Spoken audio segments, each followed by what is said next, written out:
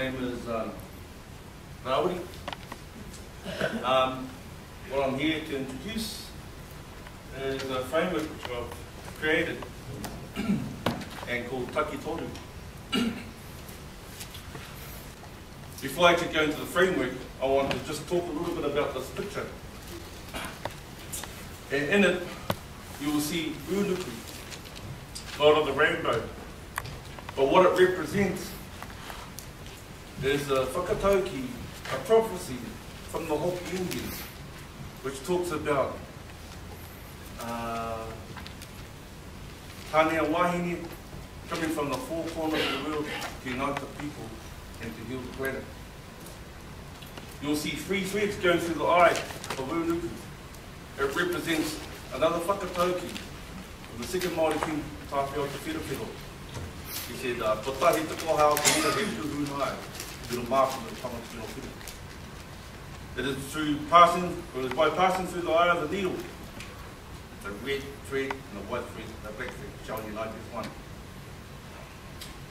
Down at the very bottom, I've got another whakatauki, which says, "Mātu anō i tōku nei whai, ko te tāhuhu he hinu, ko ngā paupau he mahue he pātete." And it was another whakatauki from Tāwhiao who said that the house will be rebuilt, not by the totara, not by the kauri, but by the common trees. What he was saying is that the world will not be rebuilt by the leaders or the aristocrats or the monarchies or the heads of states, but by the power of the common people. Now the philosophy of all those whakatauki are interweaved throughout this framework.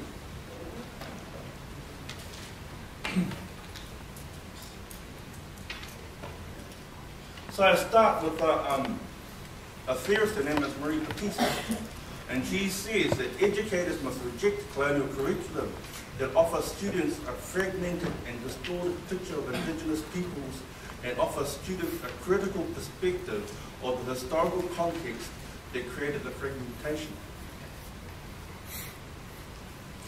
So as a result of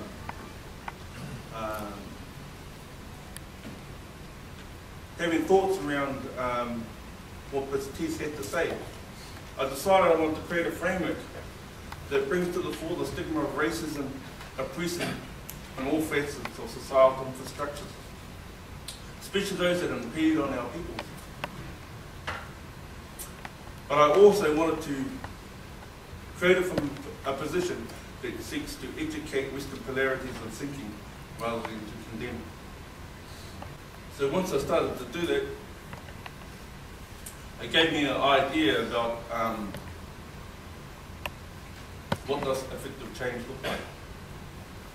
And Petitsa goes on to say, in order to effect change, educators must help students to understand the Eurocentric assumptions of superiority within the context of history and to recognize the continued dominance of these assumptions in all forms of contemporary knowledge.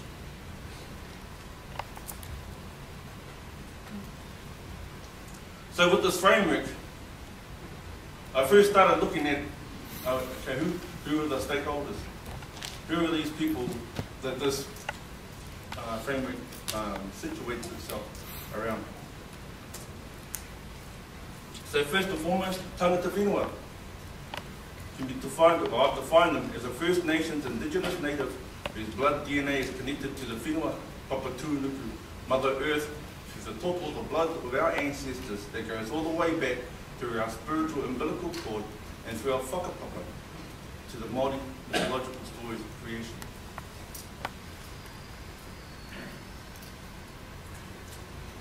Second definition is tangata tiriti, all people whose ancestors settled in New Zealand bear te tiriti o Waitangi, all peoples who accept that the Treaty of Waitangi relationship is important to creating dialogue and shared space. And the final is tangata tauiwi, all people who have migrated to New Zealand who are not yet aware of the Treaty of Waitangi.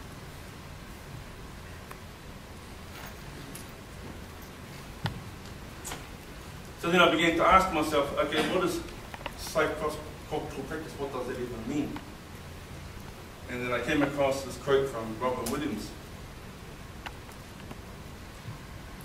She said that cross-cultural practice, it's about creating an environment which is safe for people, where there is no assault or challenge or denial of their identity, of who they are and what they need.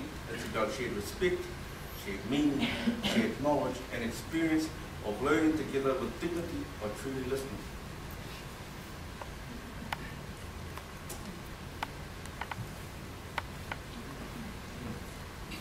So what I've got here is Takitoru. I need to explain what is Takitoru. So Takitoru is a tuku pattern. This particular one is Roimata Takitoru. So it's about the tears that flow, the aroha, for those who have passed on. It's also about the expectations to the current generations. It's about carrying on all those dreams and aspirations from the generations gone before. The word Takitoru is about two-way communication. It's about the way that we interact. We call it whakawhanaungatanga.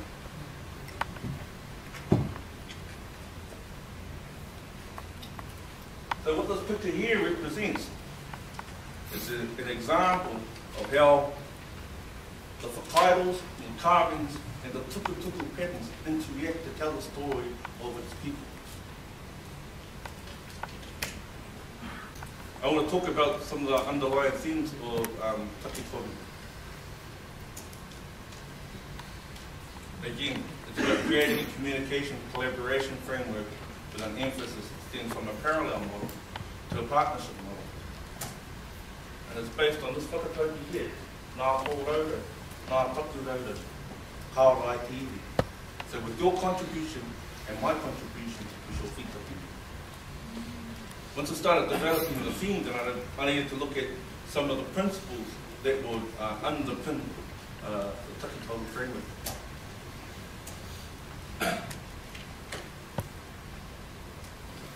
So look at, the first principle is tikanga iwi, which is about safe cross-cultural practice.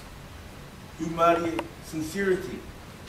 Sincerity and genuineness and sensitivity when working across cultures.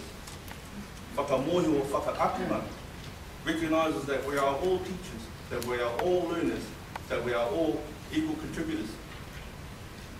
Mana ki te tangata is about recognising the integrity of those people in which we create an interrelationship with. And the last one is Rawiri. It's about being flexible and approachable.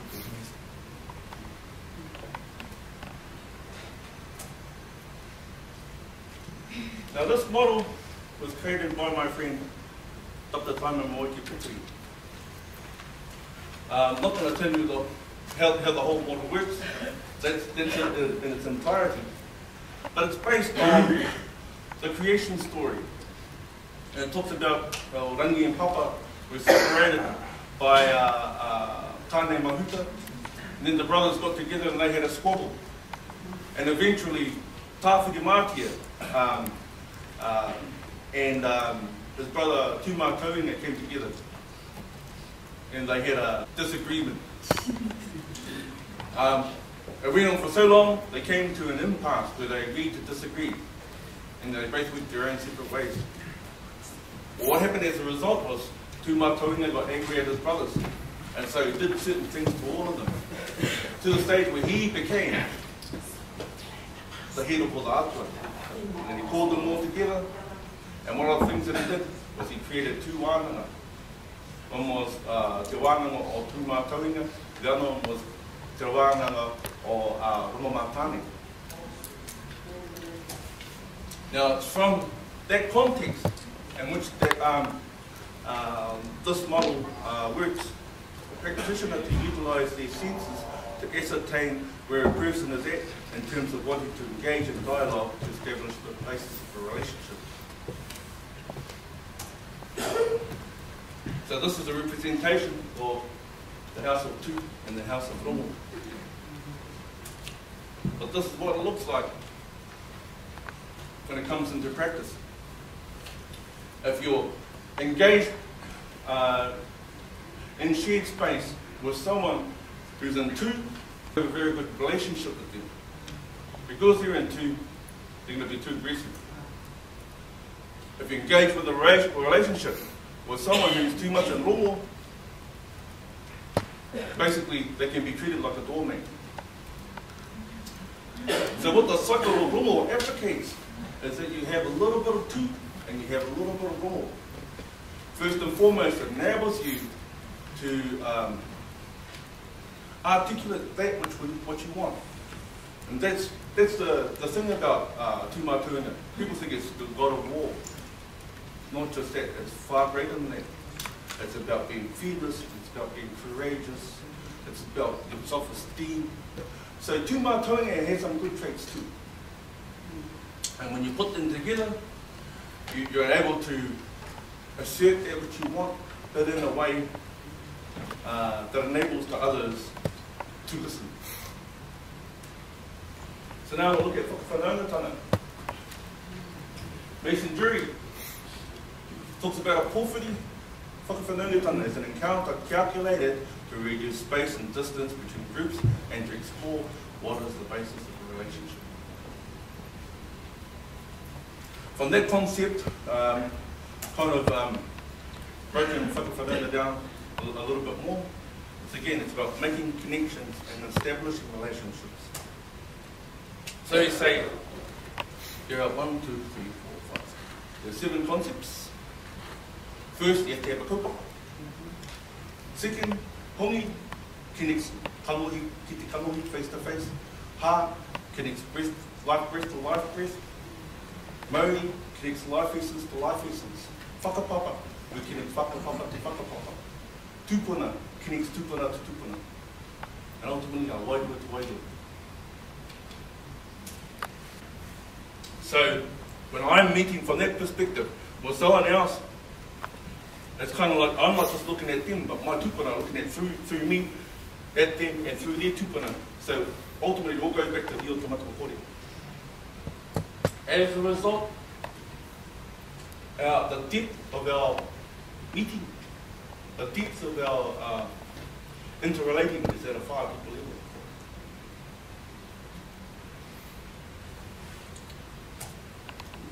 So I kind of like call it the 4 stages. Whakawhanaungatanga is a theoretical framework. So te mea tuatai, it's an evaluation. So when we're meeting someone and for the first time, it's difficult to make an evaluation before words are spoken. Te mea tuarua, creating a rapport. Creating a rapport is about making connections and discerning where two parties align with each other in terms of context. Te mea tuatoru, establishing a relationship. An agreement is formed and shared space. And then, te mea tuawha, collaborating in shared space, or actively working together. Intro, perception. And what this is about, it highlights the reasons why we need to really set our parameters when we meet in shared space with our other whanaunga. On one side, I have some examples of values. These are some of the things that Te Ao Māori value. Our worldview, our language and our principles make up our identity. We have an intrinsic relationship with the whenua and the moana. The whenua, the moana, the ngāhere, and all other elements are considered our ancestors, our whanaunga. We are the kaitiaki, the guardians, the ahika, our ranginui, our papatūriku. Our cultural identity is intrinsic with our way of being and wellness. But if this is our value, and this is what we perceive when we move into shared space with our whanaunga. So people who are dominant in monocultural discourse, those institutional societal power base for the purpose of maintaining power and control over the indigenous people and their lands, they view all resources from a capitalistic lens that subjugates Father Sky and Mother Earth to positions of being a commodity. And they put structures and policies ahead of the needs of its people. So what happens when we meet in shared space? What does that look like? So over here, again, this is what we value, this is what we come up against. As a result of 1840, as you can see, the power base is a lot bigger. And for Te Ao Māori, the power base is a lot smaller. So as a result of living in shared space, we're already subjected to a position of being discriminated and oppressed. And again, here's another view from the other side. If the values are Western world view, assimilative practice, indigenous technology driven, they're framework structure proficient and democratic. But however, Māori worldview is perceived as being inferior, language and customs are undervalued, Māori perceived as underachieving at all levels of Western ideologies of societal interaction. What happens when we move into shared space? Again, this is the power base. This is how they perceive us. So they come from a dominant position.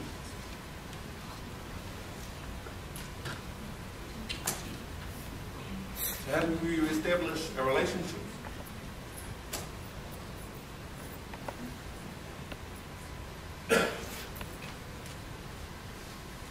So it's really it's resetting the balance.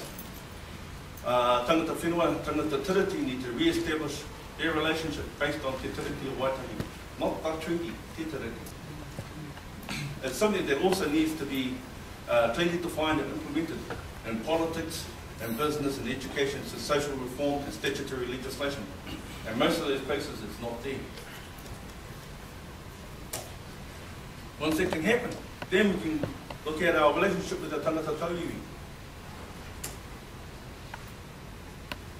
Because it is about creating equal power base, equal voice. I like what Rawiri here, he says, to surmount a situation of oppression, people must first correctly recognise its causes so that through transforming action they can create a new situation, one which makes possible the pursuit of a fuller humanity. One of the reasons why I say that is because the history of colonisation, the history of New Zealand has been written from any other view except an indigenous view. And a lot of things have been hidden from us. And I'm just going to talk about some of these examples. So how the colonisation started in the first place? The European powers got together with the Vatican and they created the Papal Bull Decrees. The Papal Bull Decrees is a decree from the Pope. And from that, they created a document that was called the Regulatory Code and became the Doctrine of Discovery. From the Doctrine of Discovery, they sent out the emissaries, people like this person over here, Christopher Columbus. And from it, they were able to go and colonise indigenous lands. Does anyone know about Christopher Columbus? So whereas in all of America, they claim that he's a hero, but all the indigenous people say he is a murderer.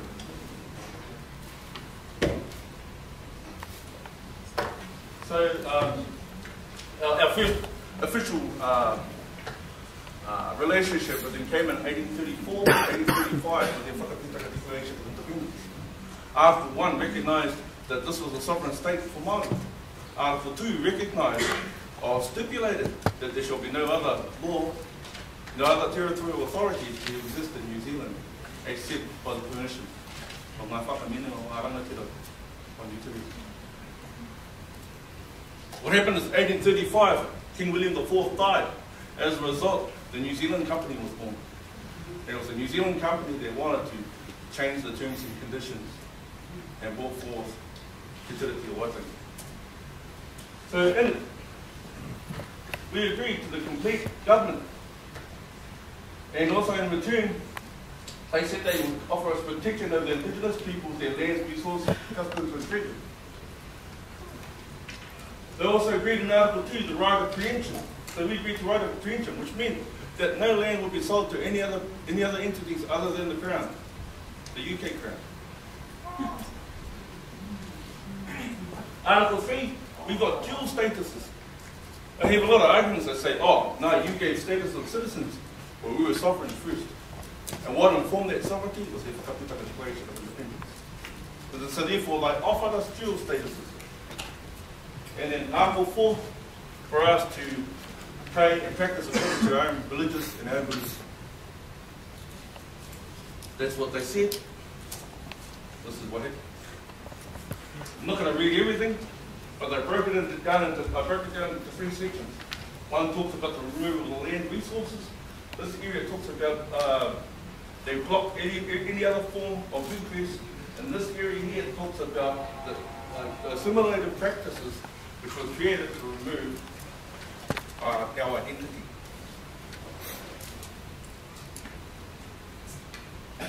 I'll read something that's quite significant here. 1844, the Queen made the New Zealand government pay tax or rent for the rights to occupy New Zealand. This is one of the things that they haven't done. They sold the land. They changed the conditions and they sold the lands in breach of Article 2. So what Paul Rawiri says is that through the situation of oppression that's dehumanized and dehumanizing, totally affecting both the oppressors and those who they oppress, it is the latter who must, through their stifled humanity, wage for both the struggle for a full humanity, the oppressor who is himself dehumanized because he dehumanizes others. So in other words, they're unable to lead the struggle. They can't give back to us because they're so far up to the neck of corruption. So what I did is I developed a model around contextualization, and it looks something like this. So I asked myself, historically, what does that mean to me? Because before I learned about this, I had no connection. Then I asked from a societal perspective, what did this mean to me? And what did this mean to my people? I couldn't answer those questions. Then I asked myself in terms of the institutions, what does this mean to me? Finally, I asked myself this question, from a personal perspective, what did it mean to me? I didn't know the answers at the time, so I went looking for it. This is what I found. So what I did is I created another model, and this looks at some of the different generations that went before us. So in my research, I found this photo. This is Prime Minister Richard Snedden. This is King Mahuta. This is my great-grandfather. So what I'm going to do is tell you a little bit about their story. So my great-grandfather, I call it the relationship with the colonial settlers. So he was born in 1840. He fought in the Waikato invasions in 1863. He went with King Tawhio and exiled into the King Country. He fought with Rawiri Maniputa Urako Pā. He became the spiritual advisor for King Mahuta, King Te Rata, Princess Tapuia, and supported King Mahuta in seeking compensation from the British Empire over the treaty violations. So he went from a person who was very wealthy to having all his land confiscated. Then it came to his son. He was born in 1920. He spoke Māori but was caned. At 10 years old, he was removed by the child welfare. He never saw his father again.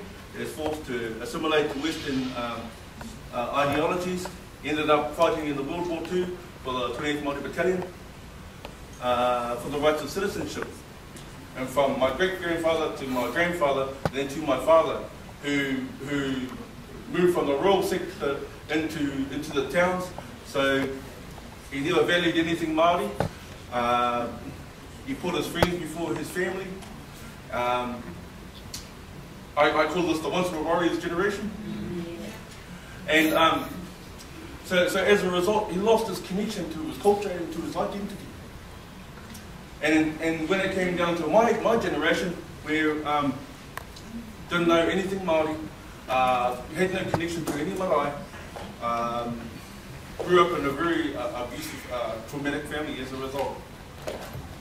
But when I began to understand what happened to my people, then I began to understand why it happened.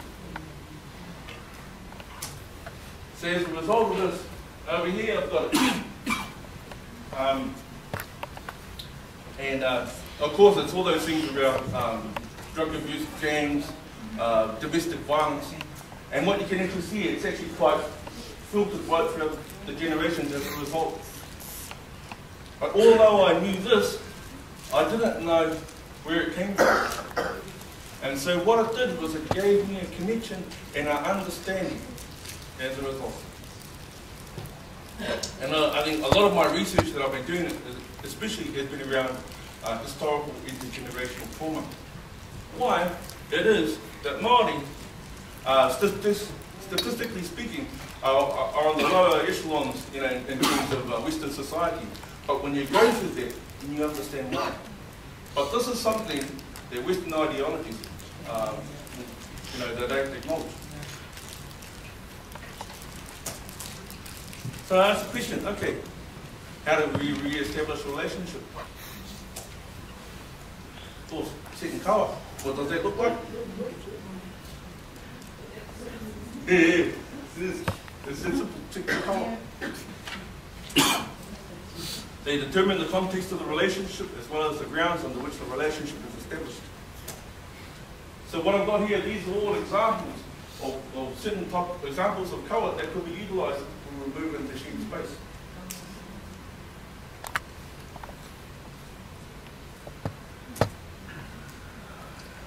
So once we've got our kawa right, again, that's when we can reset the connections.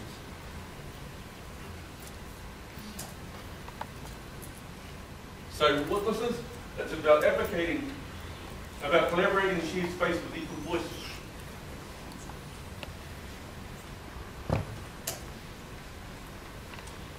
I think for me, this is something that I really work with my students. I want to see them cross-culturally professional in their practice, cross-cultural and clinical in their competence, and cross-cultural in their flexibility.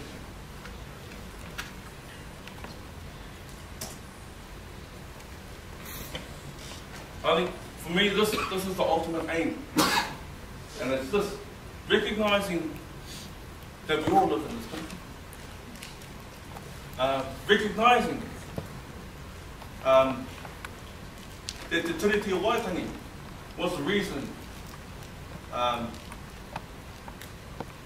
all these other people came here, and so they should be established as the foundation for which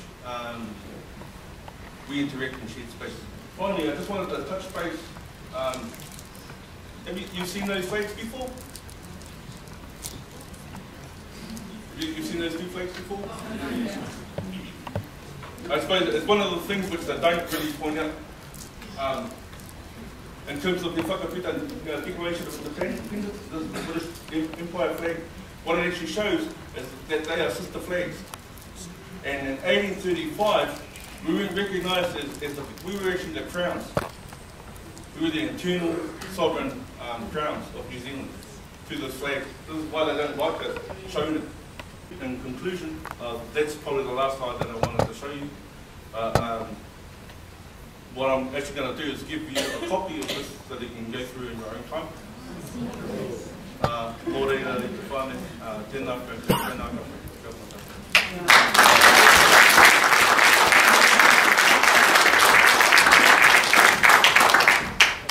Well, very often in our classes that we have somebody stand up and lay out his life story in such a professional and in such an Aotearoa. And on behalf of our class, we finally have to some of us probably have been affected by Rawiri's, some parts of Rawiri's life, but we haven't had the opportunity or the courage to express those things yet. And to have Rawiri come in and actually lay it out from the time of our ancestors and through his whakapapa down to himself is a very, as somebody sitting here and looking at that book, it's a very humbling experience. Because I see a lot of myself in the journey that he's taken in his life. So I acknowledge you. I congratulate you for your courage. And on behalf of our class, I thank you for your presentation. Kia ora koutou.